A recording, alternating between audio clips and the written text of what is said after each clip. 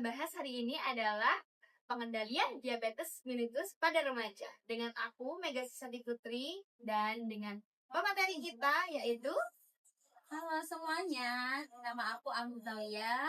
Aku mahasiswa sarjana ilmu keperawatan Universitas Dr. Subandi. Oke, pemateri kita di hari ini cantik banget ya teman-teman. Namanya Kak Anggun. Oke, Kak Anggun. Topik kita hari ini kan tentang diabetes mellitus. Ya. Boleh dong nih jelasin lebih jelas lagi apa sih itu diabetes biar teman-teman juga tahu nih apa itu diabetes. Oke Kak Mega, jadi diabetes adalah penyakit kronis yang biasanya ditandai dengan tingginya gula darah, yang biasanya itu diakibatkan oleh rusaknya produksi insulin atau resistensi insulin. Jadi tubuh itu susah buat memproduksi insulin Kak Mega. Untuk diabetes sendiri sebenarnya ada beberapa tipe, tapi yang biasanya dialami oleh remaja itu ada tipe 1 dan tipe 2. Nah, tipe 1 ini biasanya disebabkan oleh autoimun dan genetik nih. Nah, untuk yang diabetes tipe 2 biasanya ini diakibatkan oleh pola hidup yang tidak sehat seperti makan makanan junk food, terus juga minum dan makan makanan manis, obesitas. Nah, kenapa obesitas ini masuk Kak? Karena obesitas ini kan lemak pada menumpuk nih. Nah, itu bisa menghambat kerja insulin Kak. Oh gitu. Oke, berarti pengaruh banget dong ya. Iya Kak, sangat berpengaruh dong. Terus kenapa sih Kak remaja itu harus peduli tentang apa itu diabetes? Ya harus dong Kak, karena diabetes ini bukan masalah sepele Kak. Jadi ini penyakit yang lumayan cukup serius. Berbahaya ya Kak? Iya benar banget. Karena nanti Kak, orang udah kena diabetes ini tubuhnya itu mungkin tidak se-fit orang normal, dan biasanya orang yang terkena diabetes ini resiko terkena penyakit lainnya itu juga lebih tinggi Kak, dan juga biasanya lebih mudah lelah, mudah mengantuk, dan juga kan kalau ada luka nih biasanya sulit sembuhnya Kak.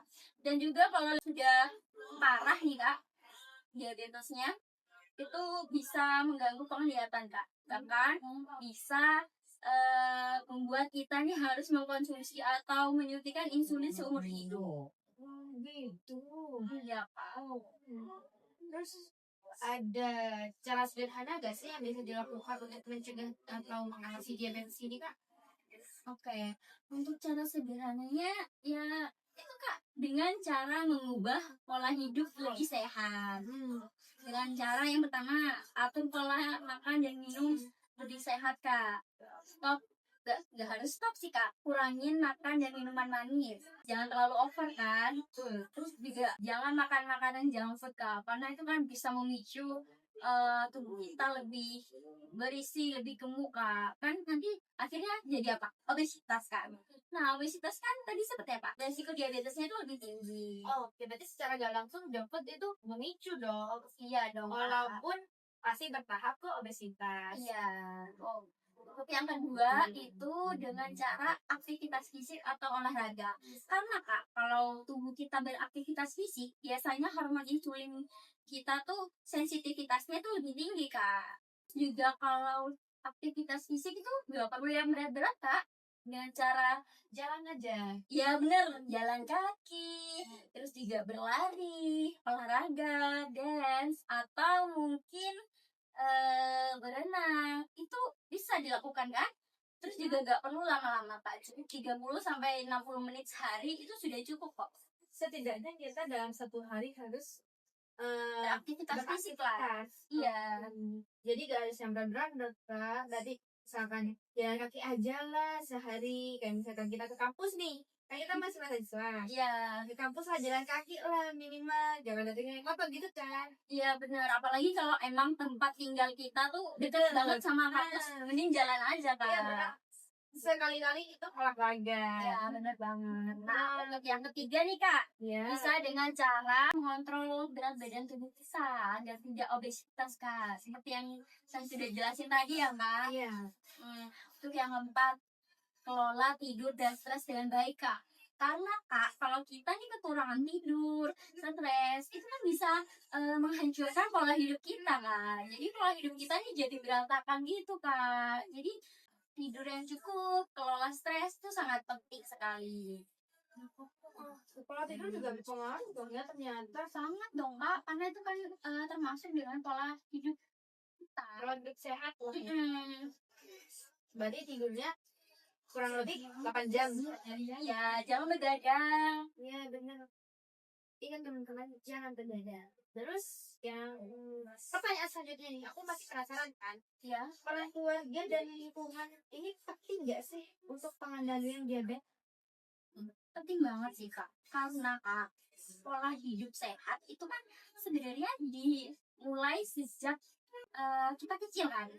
Berarti Nah, sejak dari keluarga dong. iya, berawal dari keluarga. Seperti gimana ibu atau keluarga ini menyediakan makanan yang sehat, gimana aktivitas fisik yang dilakukan keluarga, didukung atau tidaknya. Itu kan sangat berpengaruh kan nanti buat pertumbuhan kita, dengan pola hidup. Berarti kayak habit lah ya, kayak Iya, kebiasaan. habit Kak. Hmm. Oke, ada pesannya gak nih Kak buat sobat sehat? Kalau dari aku pribadi ya Kak, pesan buat teman-teman semua, jadi diabetes ini bukan merupakan penyakit orang tua ya. Jadi diabetes ini bisa dialami oleh segala usia.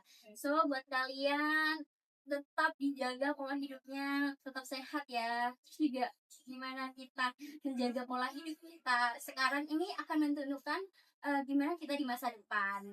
Terus juga perubahan itu tidak harus sempurna ya Kak, asalkan konsisten, insya Allah bisa. Bener banget, karena susah untuk konsistennya sebenarnya. Iya Tapi Kak. lebih diusahakan lagi teman-teman demi menjaga kesehatan kita sendiri. Nggak apa-apa, pelan-pelan. Nggak harus bahan yang besar banget, nggak usah.